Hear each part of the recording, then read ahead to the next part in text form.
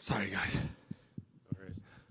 What's up, everyone? Just curious your thoughts on getting that jacket. I mean, you've only been in the UFC for a couple of years now, and you've already been tested 50 times, which is kind of remarkable. So I guess, what does it mean for this honor, but also, like, how much of a nuisance is it being to get tested so much? Yeah, I mean, this is amazing. Getting this jacket, obviously people are going to say what they're going to say.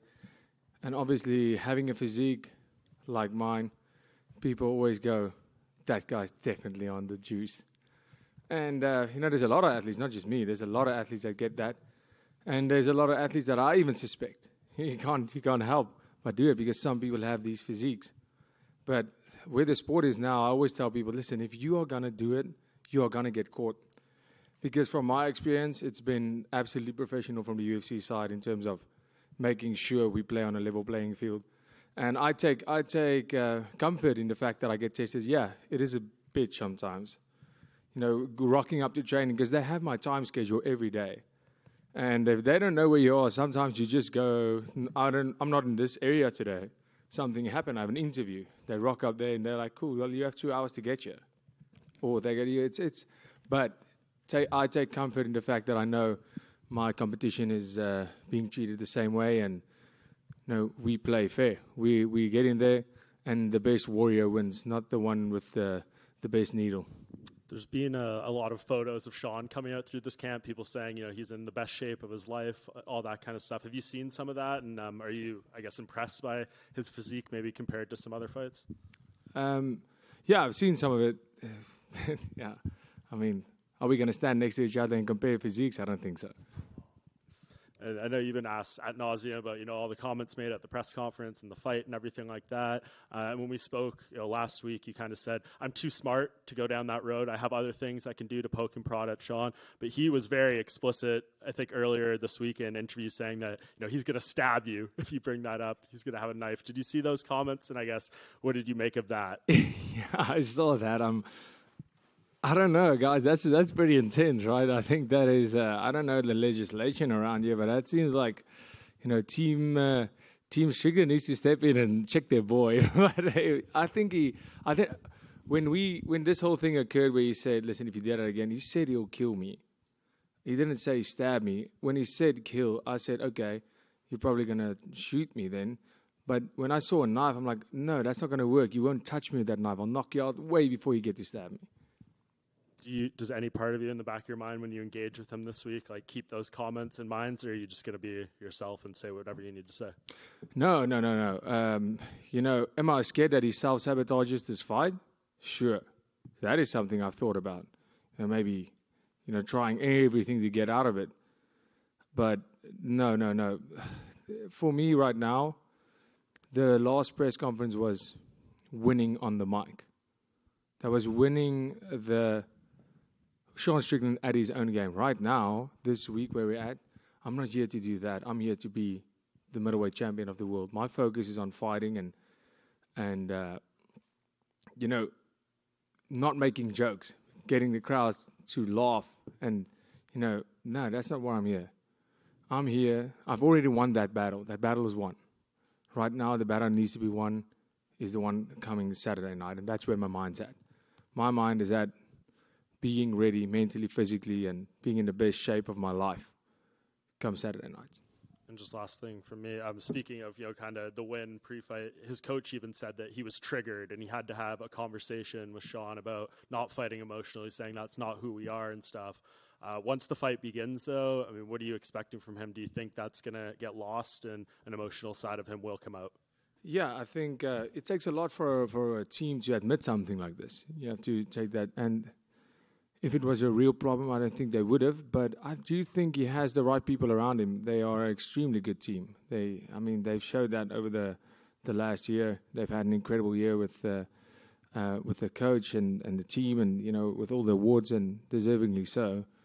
But I think he has the right people around him to get him to get him back to where he needs to be, because we saw that he was definitely not in a good space of mind during that presser at the end. He was genuinely triggered, and obviously at the event where he jumped over chairs, and anybody who thinks that was fake or staged. I wasn't informed of that because I took some real punches.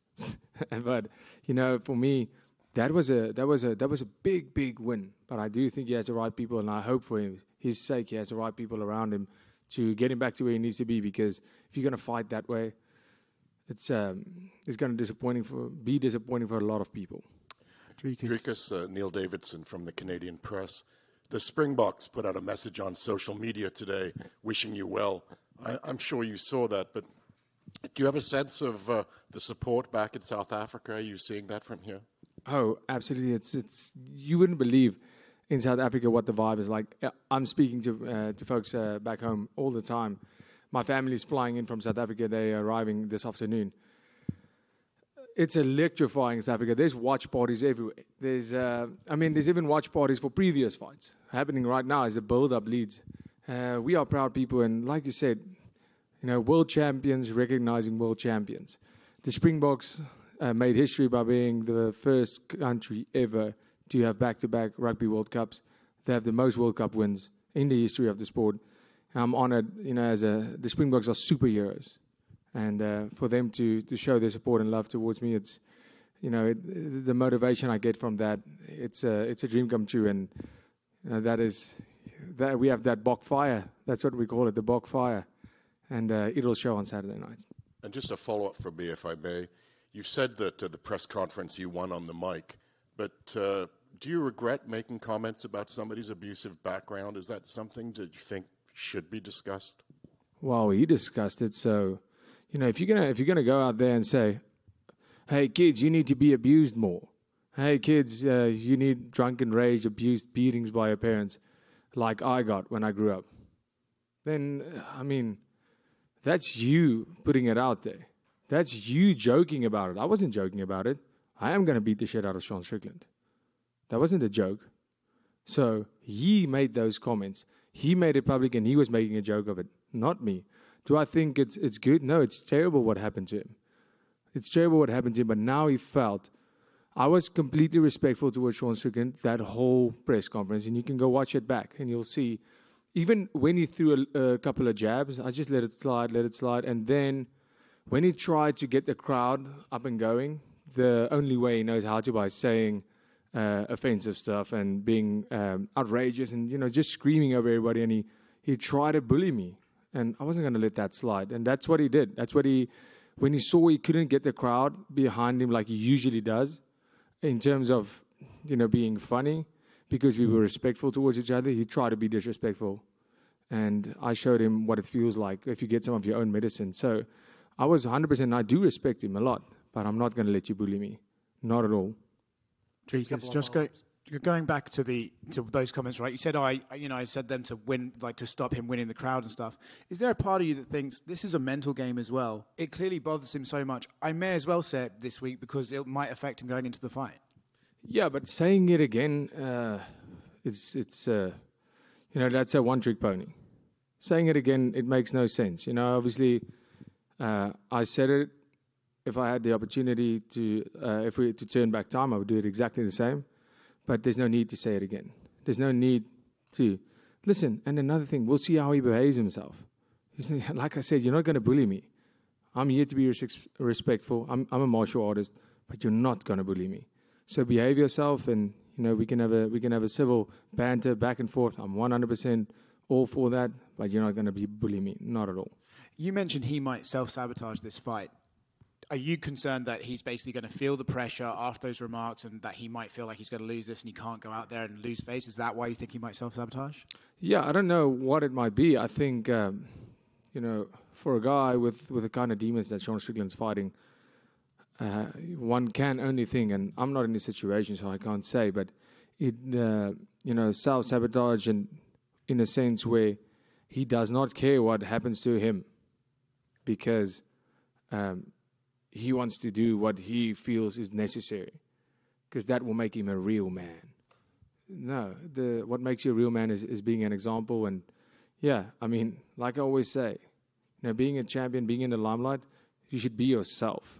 I'm being myself, and I'm not always the best example, make no mistake, especially with all the cameras on, everywhere you go. It's great, it's cool, but, the more I look at a guy like Conor, he gets seen doing so many wrong things, but it's just because everything he does is filmed. I feel sorry for the guy because most of us do a lot of things that are not wrong, especially when you're out partying. You're not really considering being an example to kids when you're out partying. You're in a place. That's why there's an age restriction. And then you get filmed and it gets put all over the internet and people judge you for it. I mean, people are going to say what they're going to say. And, I mean, just live your life. Don't care about it, and whenever you can, try and be a good person wherever you can. But, I mean, if you make mistakes, we move on from them. So, with this whole thing with him self-sabotaging, I think, I think it might be that to prove a point. And the fight is the only thing that's important to me. So what I'm saying with self-sabotage is I also like fast cars. I like adrenaline. I'm a crazy person. I'm an adrenaline junkie. But when my fight camp starts, there's a priority. There's things that needs to happen for me to do my job. And it feels like that one aspect of him doesn't care. And then, of course, the fight that happened in the crowd, that was the biggest concern for me of that whole situation, is the fact that the fight could be in jeopardy, and I'm really happy it wasn't. Yeah, going back to that brawl, obviously it's like a little skirmish, 30 seconds maybe, but is there anything you could take away from that physical interaction with him? Yeah, the man's not scared to throw down, firstly, and he could feel the strength. Now he knows. He had those scrawny hips. Last one from me. Israel Adesanya is picking you to win this fight. He thinks you're going to get the finish. Does that surprise you, considering his attitude towards you in the past? No. The man has a knowledge for fight. So that makes sense. But, yeah, I don't really consider that a good thing or a bad thing. I'm happy to get when somebody thinks I'm going to win, because even though we have our differences as people and as one man to another, as a fighter, as fighters, like, I can only say good things about Adesanya as a fighter. He's had some terrible fights where he just, won the fight running and all that, but he's had some amazing fights, some of the best fights we've seen. And he has had some of the best striking performances that the UFC has ever seen. But that is not, so that is a martial artist recognizing another. And in that case, it's great to see somebody like that know that you have what it takes. Dricus right here. Just to follow up to you, right? Sean said he reached out to you and you had agreed to lay off the abuse comments. Is that accurate? Can you give your side of it? I believe it was through DMs, maybe. Yeah. So this happened the day after the altercation in the crowd, and I'm talking about. I arrived in South Africa as we were on the runway, still taxiing to where we get off.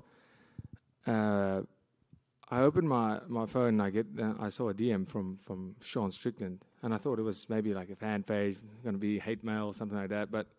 And I see, no, it's actually Sean Strickland's page. I do follow him, and it said, "Hey, so something along the lines of, listen."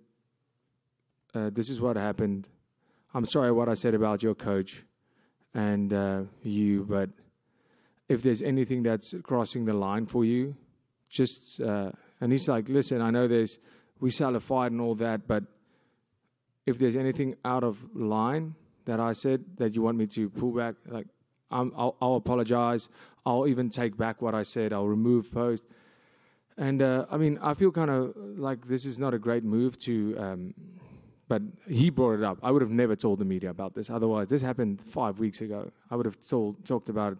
I don't want to expose a man in that way. It's not my style. I was actually surprised that I saw him make it public that he did message me, because I didn't want to out him on that. But since we're talking about it, and he, so he said if there's anything that he shouldn't say, like, he'll lay back. But if I bring up the thing with his childhood again, he said, I'll kill you and ruin your life and mine way before we step into the cage, something like that. That's exactly his words. So I'm like, okay, so this poor guy, this seems pretty serious. I feel bad for him. But I just replied and said, listen, there's nothing you can say that has any effect on me. Like, go crazy. You're talking about me kissing other dudes. I have more photos. I post them online. I don't care. Jeez, you think I care? I'm completely comfortable with my sexuality. Have you seen my girl? My guy. Yeah. So I don't care about that. You know, me kissing my coach, kissing my dad, kissing my brothers. I don't feel like people saying, oh, that's gay. So what? I don't care. I love those people. That's my family. And, you know, it doesn't really, there's nothing he can say that can get under my skin. There's a shield here. I'm the mentally strongest fighter in the world. And I told him, you can say literally whatever you want. All is fair in love and war. But I won't say anything about your child again. Cool. You know, and that's how it came down to. And if, sorry, one more. If there wasn't a title on the line, if this was just another fight, do you think the trash talk would have gone to this place? If it went down the way, if he said what he said, yeah, exactly the same. Like, if you go look at that press conference, I approached it like every other one, having respect for my opponent. It's my opponent's decision how I'm going to react in terms of if you want to keep this civil and respectful or not. And I came in there with the mindset of being respectful, but like I said, I won't be pushed around. So whether it's a title fight or not, I approach all of them exactly the same. For me, this fight, the Whittaker fight, my debut against Marcus Perez, exactly the same up here. James. How's it going? Good to see you. I know you talked a bit about like what's next for the winner of this fight. You talked a bit about Khamzat Chimaev. I was curious where you think Jared Cannonier fits in the title picture, just with him having a win over Sean Strickland already. Like, how do you rate him in the division? Yeah, that's such a hard question. I think he's sometimes overlooked. Jared Cannonier. I actually met him at 296 as well. Super nice guy. And, everybody was looking forward to the division being shaken up. Because, I mean, if you look at a year ago, it was Izzy and Rob up there and the rest of the division almost down here. And we caught up quickly. And look at the whole division. Everything looks different now. But right now, there's so many options because we didn't have options. That was the problem. And that's why I was so surprised that the UFC picked me to fight Rob. Because you're sitting with what the UFC did. Look at all the contenders. They first fought for the belt. They would fight up into the top 5, 3, fight Adesanya, lose that fight, then they get Robert Whittaker. Because the UFC knew if you give any of these contenders to Robert Whittaker, we don't have another contender. We're just going to have Rob and Izzy the whole time. And that's how they planned it out. You could see it. It was Izzy, then Whittaker, Vittori. All of these guys, that's how even Cannonier himself fought the champ, fought Whittaker. With me, I'm like, yeah, they want me to be a contender. And all of a sudden they phone me and they go, you get Rob. I go, okay. So this is sink or swim. For them, that's what this was. They're like, we need Rob out of here. Like, we love Rob, but at the end, they're like, we can't do Rob and Izzy every time. And we have this crazy South African guy who's super strong and weirdly knocks everybody out. Let's give him to Rob and see what happens. And that was a big test for me. That was for them. They went, if he loses, if he wins, we have something on our hands. And I went out there and I did my job. And the same with Cannonier right now.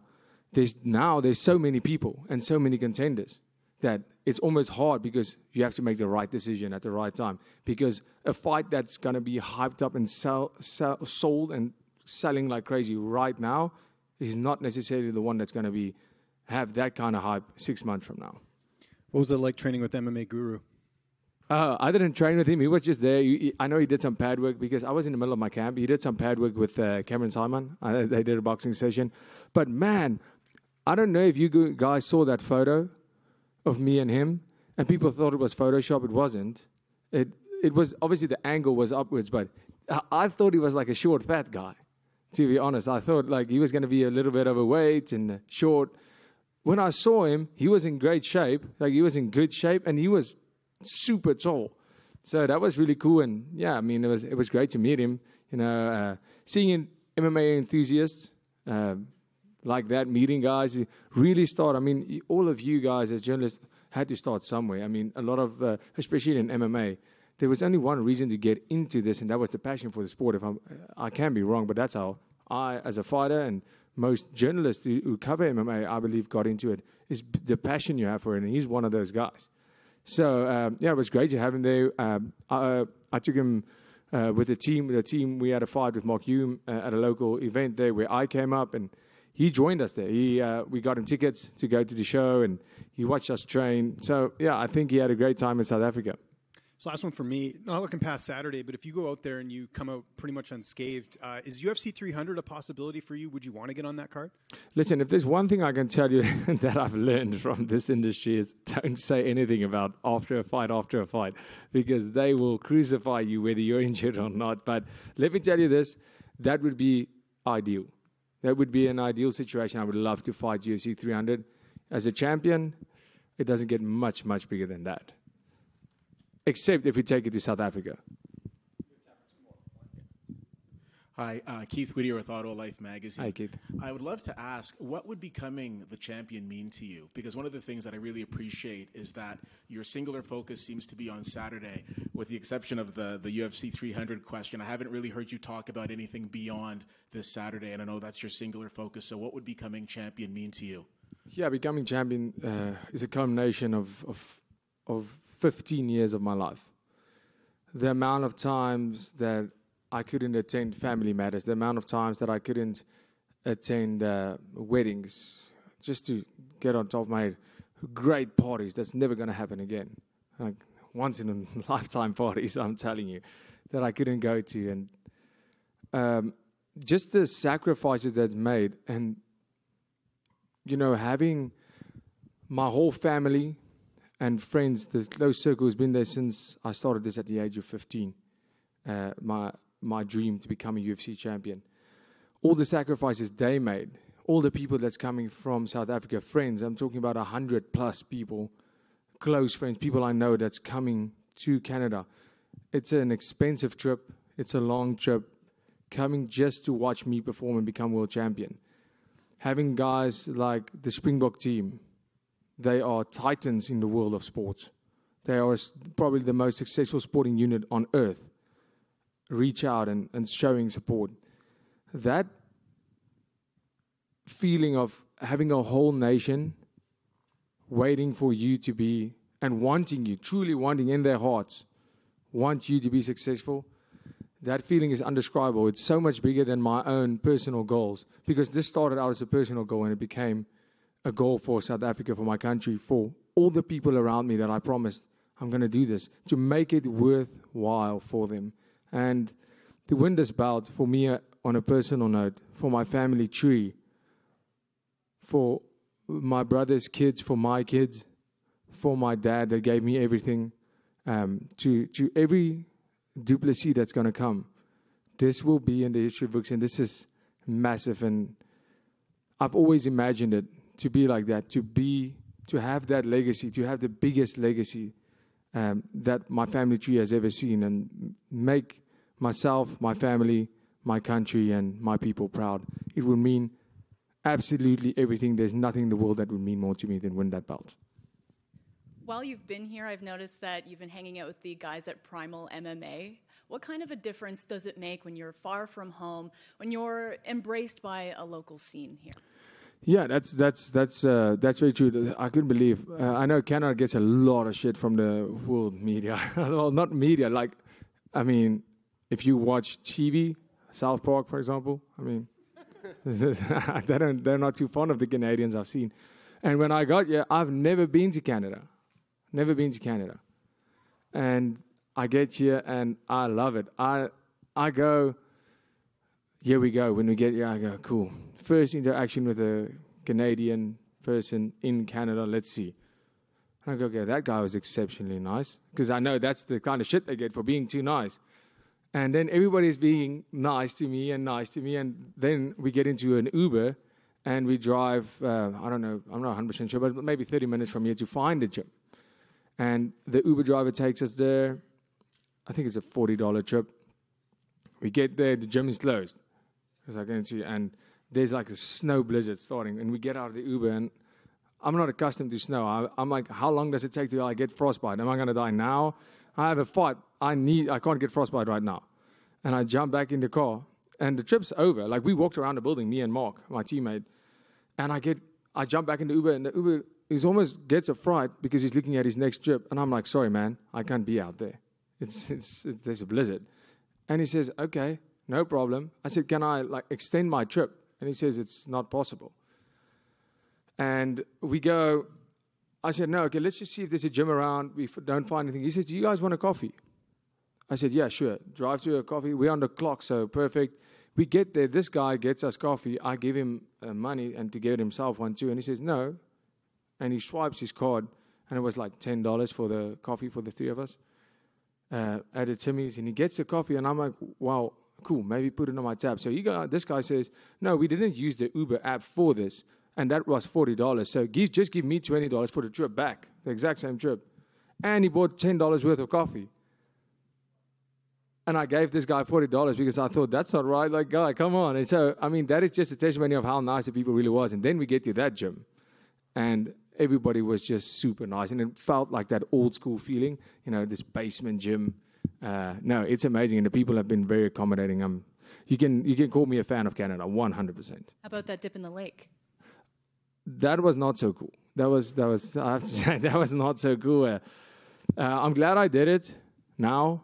I hated it just that I got out. I mean, when I heard what the degrees of water is, I didn't care because I do it at home every day, 2-3 degrees. But when I got out and it was minus 10, 11 with that wind, and it was a 5-minute walk for us back to the car. And my hair, just at 15 seconds, hair frozen solid. I've never seen that in my life. Once again, this is where I think, okay, this is a big, big problem. I couldn't use my hands. It felt terrible, but, I mean, things we would do for the camera, right? Thank you, everybody.